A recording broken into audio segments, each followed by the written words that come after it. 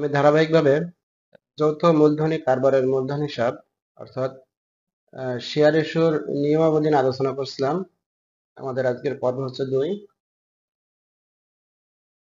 আমরা শেয়ার ইস্যুর নিয়ম নিয়ে পর্ব 1-এ সমহারের শেয়ার ইস্যুর নিয়ম আলোচনা করছিলাম। আজ আমরা অধিহারের শেয়ার ইস্যুর নিয়ম নিয়ে আলোচনা করব। তো তার আগে আমাদের দেখতে হবে অধিহার বলতে আমরা কি বুঝি। শেয়ারের লিখিত মূল্য অপেক্ষা বেশি মূল্যে শেয়ার বিক্রয় করা হলে ওই বেশি মূল্যকে শেয়ার অধিহার বলা হয়। শেয়ার অধিহার কোম্পানির মালিকানা সত্ত্ব হিসাবে উদ্ধৃতপত্রের সঞ্চিতি ও উদ্ধৃতের ভিতর দেখাতে হবে। সাধারণত শেয়ার বন্টন করার সময় শেয়ার অধিহারের টাকা আদায় করা হয়ে থাকে, তবে অন্যান্য তলবের সাথে শেয়ার অধিহার থাকতে পারেন। তো এখন আমরা দেখি শেয়ার আবন্টনের সাথে অধিহার থাকলে অর্থাৎ শেয়ার অধিহারের টাকাটা যদি শেয়ার আবন্টন হিসাবের সাথে থাকে সেক্ষেত্রে আমাদের যাবে হবে শেয়ার আবন্টন হিসাব ডেবিট, শেয়ার মূলধন হিসাব ক্রেডিট এবং শেয়ার অধিহার হিসাব ক্রেডিট। এখানে একটু আমাদের দেখতে হবে যে শেয়ার আবন্টন হিসাব আমাদের ডেবিট। এখানে বন্টনকৃত শেয়ার সংখ্যার সঙ্গে অধিহার সহ শেয়ার আবন্টনের হার গুণ করে আমাদের শেয়ার আবন্টনের টাকাটা বের করতে হবে। এবং শেয়ার মূলধনের টাকাটা আসবে বন্টনকৃত শেয়ার সংখ্যা গুণ অধিহার ছাড়া শেয়ার আবন্টনের হার। অর্থাৎ শেয়ার মূলধনের টাকা বের করার সময় অবশ্যই শেয়ার আবন্টনের যে টাকা থাকবে সেখান থেকে আমরা অধিহারের টাকাটা বিয়োগ করে তারপর গুণ করব। আমরা গাণিতিক সমস্যার সমাধান করার সময় এগুলো আমাদের আরো ক্লিয়ার হবে। এবং শেয়ার অধিহার হিসাব ক্রেডিট, শেয়ার অধিহারের টাকাটা আমরা বের করব বন্টনকৃত শেয়ার সংখ্যার সঙ্গে অধিহারের হারটা আমরা গুণ করব। তো এই ছিল আমাদের অধিহারের শেয়ার ইস্যু করার নিয়ম। আমাদের যে তলবের সঙ্গে থাকবে আমাদের শেয়ার অধিহার হিসাবকে আমরা কি করব, আমরা কিন্তু শেয়ার অধিহার হিসাবকে আমরা ক্রেডিট করব। অবহারের শেয়ার ইস্যু, শেয়ারের লিখিত মূল্য অপেক্ষা কম মূল্যে শেয়ার বিক্রয় করা হলে ওই কম মূল্যকে শেয়ার অবহার বলা হয়। শেয়ার অবহার কোম্পানির ভুয়া সম্পদ হিসাবে উদ্ধৃতপত্রের সম্পদ পাশে অসমন্বয়কৃত ব্যয় হিসাবে দেখাতে হবে। অর্থাৎ শেয়ার অবহারকে আমরা কোম্পানির মানে আর্থিক অবস্থার বিবরণীর সম্পদ পাশে অসমন্বয়কৃত ব্যয়ের ভিতরে শেয়ার অবহারটা আমরা হিসাবভুক্ত করব বা দেখাতে হবে। সাধারণত শেয়ার বন্টন করার সময় শেয়ার অবহারের টাকা, অর্থাৎ সাধারণত শেয়ার আবন্টনের সঙ্গে সব থেকে বেশি করে আমাদের শেয়ার অবহার থাকে। আমাদের অন্যান্য তলবের সঙ্গেও শেয়ার অবহারের টাকাটা থাকতে পারে। শেয়ার আবন্টনের সাথে যদি অবহার থাকে সেক্ষেত্রে আমাদের যাবে হবে শেয়ার আবন্টন হিসাব ডেবিট, শেয়ার অবহার হিসাব ডেবিট, শেয়ার মূলধন হিসাব ক্রেডিট। তো এখন দেখো শেয়ার আবন্টন হিসাব এর টাকাটা আমরা কিভাবে বের করব।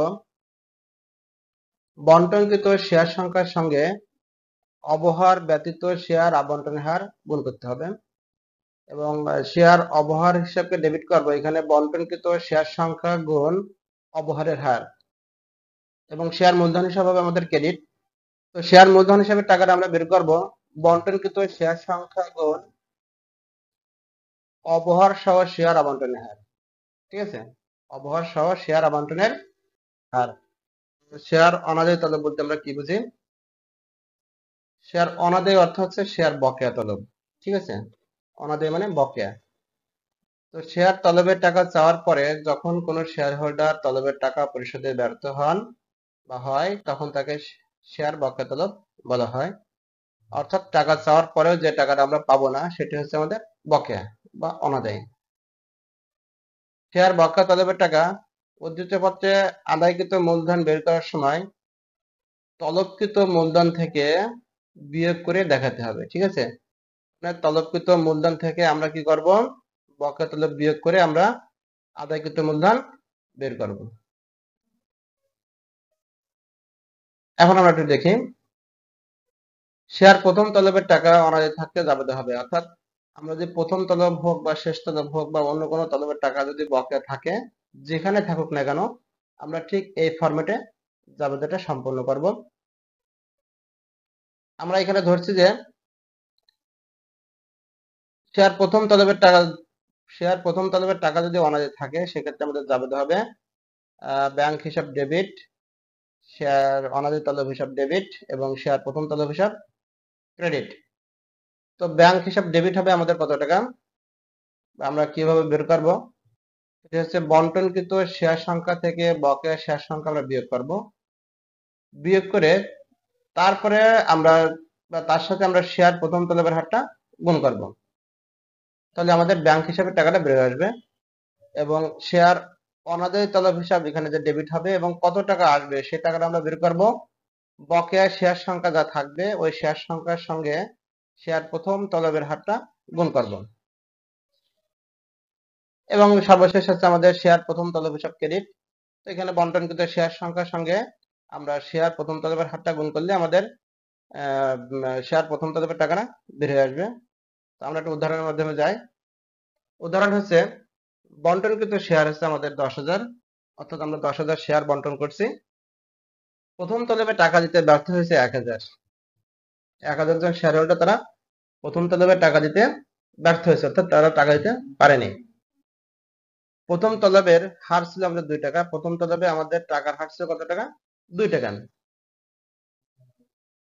তাহলে আমাদের এখানে ব্যাংক হিসাব ডেবিট করার সময় আমরা লিখছিলাম বন্টনকৃত শেয়ার সংখ্যা বিয়োগ বকেয়া শেয়ার সংখ্যা। এটা দিয়ে হয়, আমরা বন্টন করেছি 10,000, 10,000 বন্টন করেছি না, 10,000 থেকে যদি আমরা 1,000 বিয়োগ করি তাহলে আমার থাকে কত, 9,000 টাকা, তাই না? তো এই জিনিসটা আমরা এখানে দেখাই দেবো। আমাকে বন্টন ছিল 10,000, আমরা 1,000 এখানে বিয়োগ করলাম, থাকে আছে 9,000। 9,000 গুণ হবে 2 টাকা। আমরা দেখি আমাদের ডান পাশে দেখো এখানে সিম্বল আসবে, এখানে আমরা দেখতে পারবো 9,000 গুণ 2 টাকা। তো মানে 10,000 থেকে আমরা 1,000 বিয়োগ করলে হচ্ছে 9,000। আমরা প্রথম তলবে হার আছে 2 টাকা, আমরা এখানে 2 টাকা দিয়ে গুণ করবো। এরপর আসা যাক শেয়ার অনাদায়ী তলব, বকেয়া শেয়ার সংখ্যা গুণ তলবের হার। আমাদের বকেয়া শেয়ার সংখ্যা ছিল আমাদের 1,000 গুণ 2 টাকা। এরপর আমরা আসি শেয়ার প্রথম তলবে, আমাদের এখানে 10,000 গুণ 2 টাকা। তো এইভাবে আমরা প্রথম তলবের মানে অনাদায়ী তলবটা হিসাবভুক্ত করব, আমাকে এগুলো খেয়াল করতে হবে, ঠিক আছে? এখন আসি শেয়ার অগ্রিম তলবে। অগ্রিম বলতে আমরা বুঝেছি যদি কোনো জিনিস চাওয়া না চাইতে পাওয়া যায়, তাই না, সেটা হচ্ছে আমাদের কি অগ্রিম। শেয়ার তলবের টাকা না চাওয়ার পরও কোনো শেয়ার হোল্ডার যদি তলবের টাকা অগ্রিম পরিশোধ করে দেয় তখন তাকে শেয়ার অগ্রিম তলব বলা হয়। শেয়ার অগ্রিম তলবের টাকা চলতি দায় হিসাবে উদ্ধৃতপত্রে দেখাতে হয়। যেমন শেয়ার তলবের টাকা অগ্রিম পাওয়া গেলে দাবাতে হবে ব্যাংক হিসাব ডেবিট, শেয়ার অগ্রিম তলব হিসাব ক্রেডিট। তো এখানে আমাদের ব্যাংকের টাকাটা বের করব, অগ্রিম প্রাপ্ত শেয়ার সংখ্যা গুণ শেয়ার তলবের হার। মানে আমাকে যতগুলো শেয়ার আমাদের অগ্রিম টাকা দেবে তাদেরকে ওই তলবের হার দিয়ে গুণ করলেই আমাদের ব্যাংক হিসাবে টাকাটা বের হয়ে যাবে এবং শেয়ার অগ্রিম তলব আমাদের একই টাকা হবে, এখানে সেম সেম টাকায়। এখন কাজ হচ্ছে যে শেয়ার ইস্যু করার ক্ষেত্রে করণীয় বিষয়সমূহ কি কি আছে, আমাদের কি কি করতে হবে। শেয়ার ইস্যুর নিয়ম তো আমরা এখানে দেখছি, এখন আমরা শেয়ার ইস্যুর অঙ্কে যাব। তো অঙ্কে যেতে গেলে আমাদের কোন কোন কাজগুলো করতে হবে। আমাদের প্রথম কাজ হচ্ছে একটি জাবেদা বহি তৈরি করা, দ্বিতীয় কাজ হচ্ছে একটা ব্যাংক হিসাব তৈরি করা অর্থাৎ ব্যাংকের খতিয়ান করা, এবং তৃতীয় কাজ হচ্ছে আর্থিক অবস্থার বিবরণী প্রস্তুত করা। তো আমরা এরকম ধাপে ধাপে কিন্তু আমরা অঙ্কের সমস্যার সমাধান করব। এখন আমরা আসি জাবেদা বহির নমুনা ছকটা কেমন হবে। আমরা কম বেশি সবাই জাবেদা বহির ছক করতে পারি, তাও আরো একটু সুবিধার জন্য আমি এখানে জাবেদা বহির নমুনা ছকটা দেখাই দিলাম। এবার আমরা আসি ব্যাংক হিসাবের নমুনা ছক। আমরা এখানে চলমান জের ছকে ব্যাংকের খতিয়ান করব। ঠিক ছকটা হবে আমাদের এভাবে, তারিখ, বিবরণ, সূত্র, ডেবিট টাকা, ক্রেডিট টাকা, ব্যালেন্স লেখাটি ডেবিট অথবা ক্রেডিট, এবং সর্বশেষ আছে আমাদের উদ্ধৃতপত্র নমুনা ছক অর্থাৎ আর্থিক অবস্থা বিবরণী ছকটা কেমন হবে। আমরা এখানে বিবরণ 3টা টাকা, সম্পদ সমূহ এবং নিচে আছে আমাদের কি দায় সমূহ।